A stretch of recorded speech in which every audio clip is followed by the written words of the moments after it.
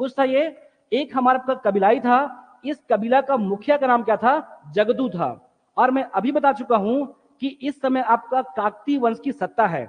बस्तर में जो है काकतीय वंश का साम्राज्य है, उसी में आपका एक राजा है जिनका नाम क्या है? दलपत देव। इन्हीं के द्वारा आपका दलपत सागर झील आपका बनाया जाएगा, आगे चलकर हम बताएंगे इतिहास में।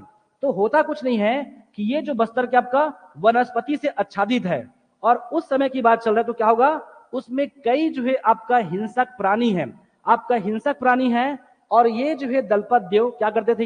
ये एक प्रकार से भ्रमण करते थे कहाँ? जंगलों में, और जानवरों क्या करते थे? ये मारा करते थे।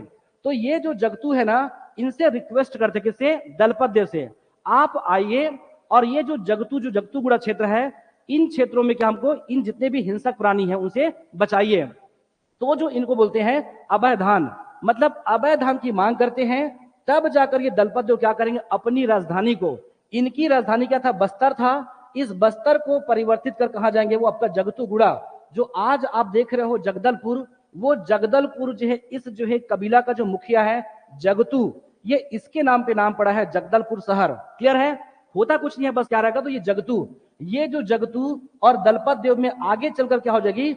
घनिष्ठ मित्रता होता है। दोनों के बीच में एक बेहतर क्या होगी? मित्रता होगी।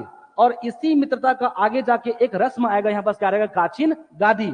ये कौन है? तो समझिए, ये जो महारा समुदाय, ध्यान रखना, ये जो महारा समुदाय है, या कह सकते हो मिर्गान जाति, तो ये जो काचिन देवी है ना, वो हम जानते हैं कि परंपरागत रूप से कोई भी समुदाय क्या करता है? अपनी आराध्य देवी मानकर चलते हैं।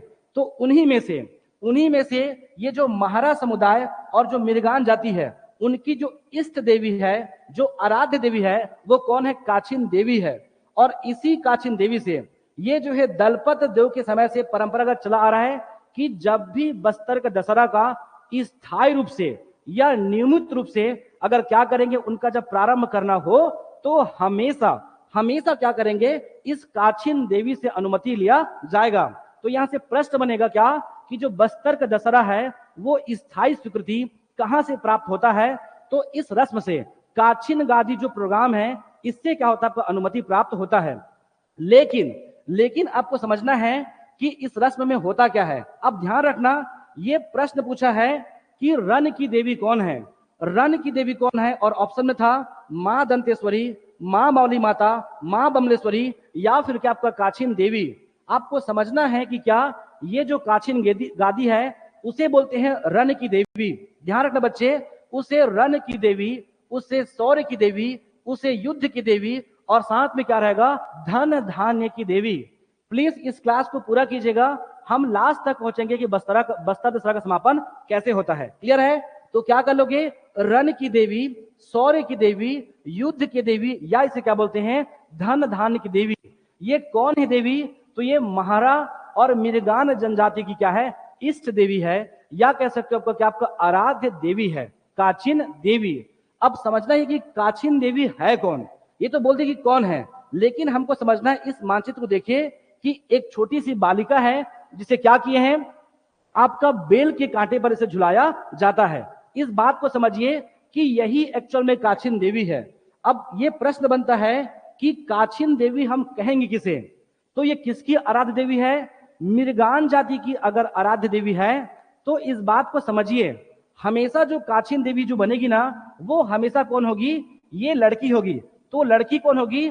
हमेशा जो है 8 से लेकर 16 वर्ष के बीच में एक ऐसी कन्या जिसे उस समय क्या आपका माहवारी ना आता हो, ऐसी कन्या जो 8 से 16 साल का हो और जिसे उस समय तत्कालीन समय में माहवारी ना आता हो। और तीसरी शर्त यह है कि वो मिर्गान जाति का ही होना चाहिए। उसे ही क्या करते हैं? उसे क्या करते हैं? बेल पत्ते के कांटे पर झुलाया जाता है। और जब इस मिर्गान देवी को, इस काचिन देवी को उस गद्दी पर झुलाते हैं, तब उसे क्या बोलते हैं? गादी। तब उसे क्या बोलते हैं? गादी। तो काचिन गादी रस्म इसे बोलते हैं। अब प्रश्न ये उठता है, ये इसके आसपास जो लोग खड़े हुए हैं, ये है कौन?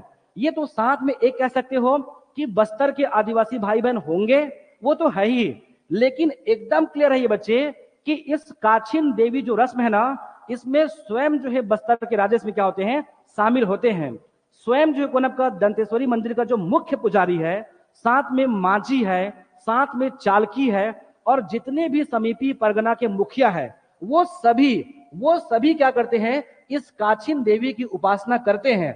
और इसमें इस बात का उल्लेख करते हैं क्या, कि ये जो बस्तर का जो दशहरा है, जो विश्व का सबसे लंबा पर्व है, वो बेहतर तरीके से आपका संचालित हो, इस बात की यहाँ पर से क्या करते हैं, अनुमति भी लेते हैं और उनसे क्या करते हैं, वो आशा भी करते हैं।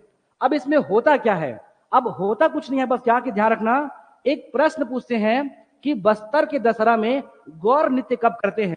तो बस्तर के दशहरा में जब हम रथ करेंगे, रथ परिक्रमा पढ़ाऊंगा, रथ परिक्रमा और विजयादशमी का पर्व है, वो दोनों में करते हैं कि आपका गौर नृत्य।